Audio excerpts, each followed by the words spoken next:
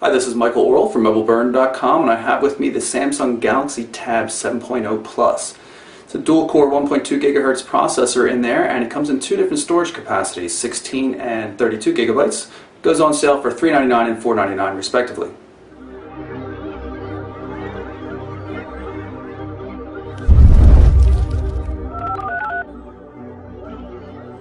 Okay, let's pull it out of the box and see what we got.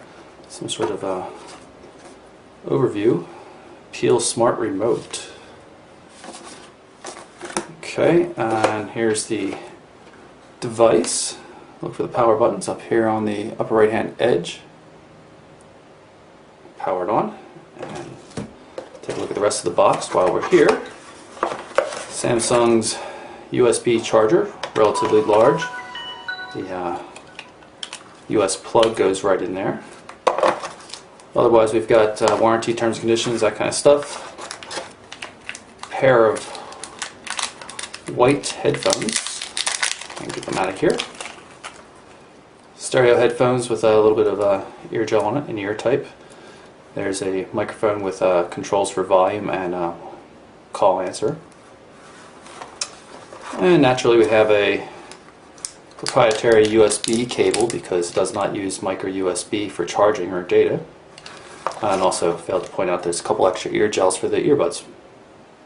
Okay, so let's take a quick look at the hardware. Up front and center, obviously, we've got a 7-inch display, and that's 1024 by 600 pixels of resolution. Speaker grill up here, forward-facing 2 megapixel camera for video chat. If we go and look at the edge here, you can see we've got the power standby button right here. Also had volume control. There's this little thing right here is the IR remote port, and I'll show you how that works with the Peel remote application. If we go up on this edge, you can see we've got a microphone pinhole and a 3.5mm headphone jack. Nothing too much to see on this edge except for the micro SD memory card slot. There's 16 or 32 gigabytes of storage built into the Wi-Fi models, and of course you can add up to 32 gigabytes with the micro SD memory card slot. Down here, a pair of speaker ports and also the proprietary Samsung data and charging port.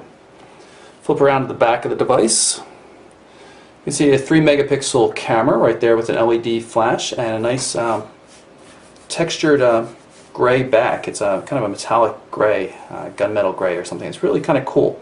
Not too gaudy and has a pretty good feel on it. It doesn't seem to show fingerprints much, as you can see as I'm trying to smudge it up here. The device weighs about 345 grams and is 10 millimeters thick. It's powered by a dual-core 1.2 gigahertz processor and a 4,000 milliamp hour battery, which is not too bad. Alright, so let's take a look around at the device. It's a Honeycomb 3.2 device. 3.2 added support for smaller displays like the 7-inch display on this one. You can see it's fairly straightforward looking, but we have some Samsung TouchWiz enhancements here in the notification area and some of the controls. It's just much better done than the default Google system. There's also access to some extra applications that are really cool and that they can now just sit right on top of whatever application you're currently working on. And notice I'm still able to use the application behind it. This is the Task Manager, for example. It's really cool. Just tap down here at the bottom and you can get to any of these. It's a great way to get to some extra information. Yeah, so I'll pull up the pen memo as well and just do a quick doodle here and say I'm done. We'll save that for some other time. Close it out. Really, really slick. And you also notice that the icons down here for controlling the device, back, home, and the task switcher all look much more appropriate. It's much more obviously a house and things like that. This last button down here in the corner is for screen captures, so you can take a screen capture of whatever it is that you happen to be working on. Tap up here and you can see the configurations, what you can do. You can add widgets to things, and a lot of widgets on Android Honeycomb are resizable, so let's tap through that one and take a look at it. I'm going to long press on the widget. Long press on the widget, and you can see I can stretch it out, make it as large as I want basically. Long press it again, drag it up here to remove to get rid of it. Quite a number of widgets to choose from, email inboxes, Gmail, search, a lot of good things there. I'm not real fond of the honeycomb layout and how you have to navigate through this, but some people seem to like it. Also, you can add app shortcuts and change wallpaper naturally. And there's some extra little functions here. For example, select setting and then say you just want to go quite rapidly into the Bluetooth settings. Now anytime you hit that, it takes you right to Bluetooth settings in the settings screen. Notice the settings screen has been changed. It's quite colorful and much better looking than the stock version. Go back home. Task switcher again, so you can see I can just jump from one application to another. Let's pull up something different. Maybe the browser here. It's talking about the some of the gesture-based systems it supports. Pull up the browser. While that's loading, hit the task switcher here, and I can go jump back into settings, and I can quickly get back to the browser. Main menu is accessed up here in the top. Samsung has changed this as well. It's definitely better than the stock honeycomb version. You can see there's two panes here, and everything's nice, proper colors. It just makes a lot more sense. You still have access to My Apps though, which allows you to quickly get to anything that you've downloaded. We've jumped into the Android market just so I can download something, install it, and show you how that shows up in the main menu. It's downloading the application now.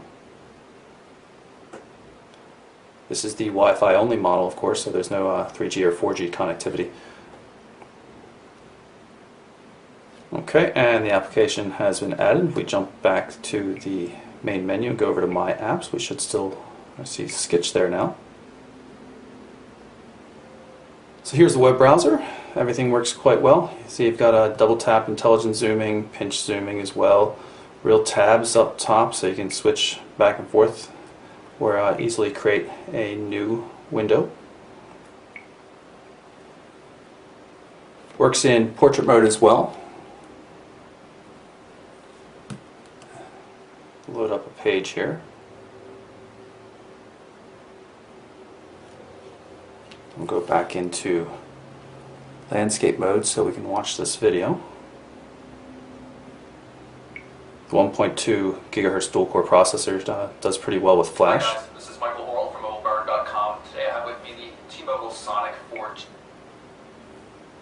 Take a quick look at a couple of widgets here. You can see here's two bookmark widgets, and then here's two contact widgets right underneath it. You just tap on the contact, and then it gives you access to whatever you can do with that contact based on the amount of information you have.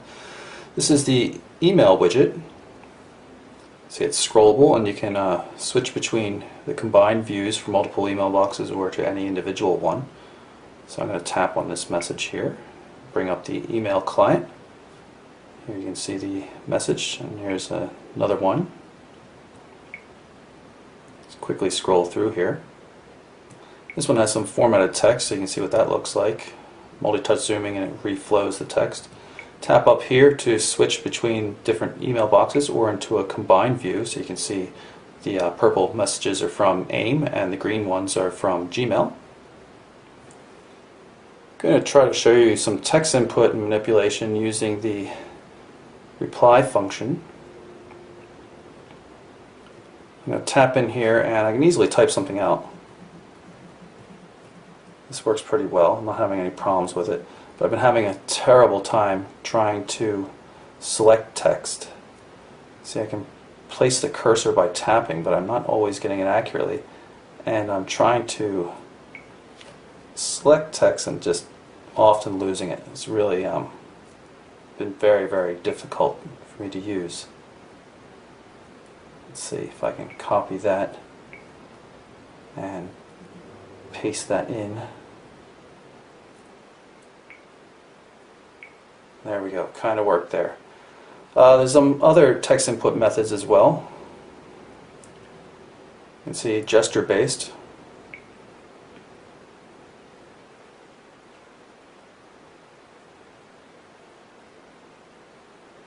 It's not quite recognizing what I'm doing. Let's try this. It's getting closer, but you can see I'm having a real tough time with it. Much better off going with the standard keyboard. Can send that message. And there we go. And this is the Gmail client. I'm pulling this up just so I can show you that message we just sent. Shows the threaded conversation view, and you can take a look at the quoted text with the formatting as well. No multi-touch zooming support in Gmail though. Okay folks, I'm going to try to demonstrate this.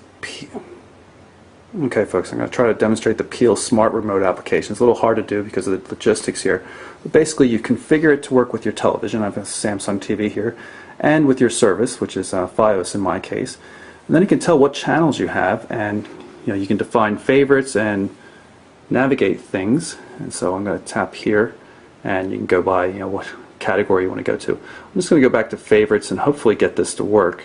Now you have to point it down, so I'm going to try to point it appropriately and tap on burn notice here, and then you can see it still says you can watch on TV, and I'm going to tap there. Let's see if I can get it to work. And there it goes. I have to admit that the range doesn't seem to be very good on the transmitter, and it also doesn't seem to have a pretty wide angle of showing the beam out there, so kind of difficult to work. But otherwise you have controls for navigating, so you can turn volume up and down just by swiping through here, go through the menus and the OK button just like you would on the regular remote.